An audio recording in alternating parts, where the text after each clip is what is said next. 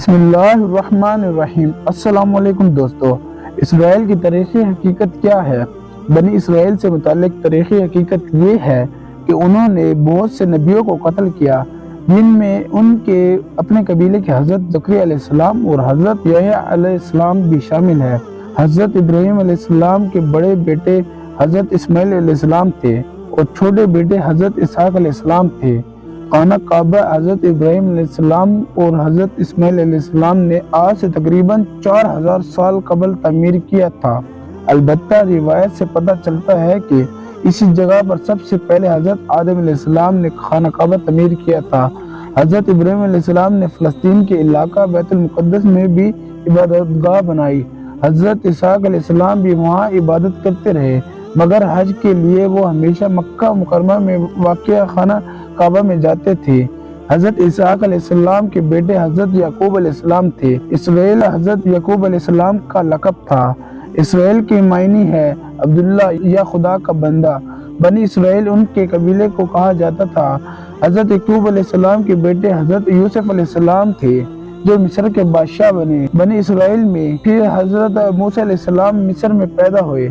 ان کے بعد حضرت داؤد علیہ السلام صحرائے سینائی کے علاقے میں پیدا ہوئے، جو بعد میں فلسطین چلے گئے۔ جب حضرت داؤد علیہ السلام نے انتہائی طاقتور دیو ہیکل جالوت گولیت کو اللہ کی نصرت سے غلیل سے پتھر مار کر گرا دیا تو فلسطین کے بادشاہ سول نے حسب وعدہ ان کی شادی اپنی بیٹی میشل سے کر دی۔ سول کے مرنے کے بعد حضرت داؤد علیہ السلام فلسطین کے بادشاہ بنے۔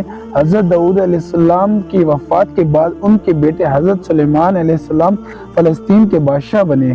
اللہ سبحانہ وتعالیٰ نے ہوا، جن اور ہر قسم کے جانور حضرت سلیمان علیہ السلام کے تابع کر دیے تھے۔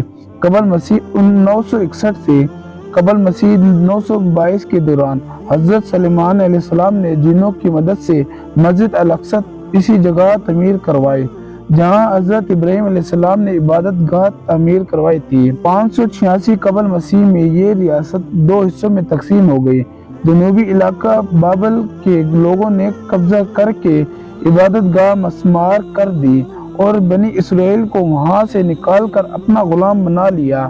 اس کے 100 سال بعد بنی اسرائیل واپس آنے شروع ہوئے اور انہوں نے اپنی عبادت گاہ تعمیر کی، مگر اس جگہ نہیں جہاں حضرت سلیمان علیہ السلام نے عبادت گاہ بنوائی تھی۔ 333 قبل مسیح میں سکندر اعظم نے اسے یونان کی سلطنت میں شامل کر کے بنی اسرائیل کو وہاں سے نکال دیا۔ 165 قبل مسیح میں بنی اسرائیل نے بغاوت کر کے ایک یہودی سلطنت کی بنیاد رکھی۔ 100 سال بعد یہودی ریاست پر سلطنت روم کا قبضہ ہو گیا۔ 70 عیسوی میں یہودیوں نے بغاوت کی جسے شہنشاہ ٹائٹس نے کچل دیا اور یہودیوں کی عبادت گاہ کو مسمار کر کے انہیں وہاں سے نکال دیا۔ روم کے بادشاہ ہیدریان 118 عیسوی سے 138 عیسوی نے یہودیوں کو شروع میں بیت المقدس آنے کی اجازت دی، لیکن بغاوت کرنے پر بیت المقدس کے شہر کو مکمل طور پر تباہ کر کے یہودیوں کو غلاموں کے طور بیچ کر شہر بدر کر دیا اور ان کا واپس بیت المقدس آنا ممنوع قرار دے دیا۔ عیسوی سے 624 عیسوی تک فلسطین پر ایرانیوں کی حکومت رہی اور بتایا جاتا ہے کہ انہوں نے یہودیوں کو عبادت کرنے کی کھلی چھوٹ دے دی تھی، مگر انہوں نے مسجد الاقصی میں عبادت نہ کی اور عرب عیسائیوں پر بہت ظلم کیے۔ اس کے بعد بازنطینی حکومت آئی جس نے 636 عیسوی میں مذہبی پیشوا کے کہنے پر بغیر جنگ کے حضرت عمر رضی اللہ عنہ کو محافظ اور امن کا پیغمبر قرار دے کر بیت المقدس ان کے حوالے کر دیے۔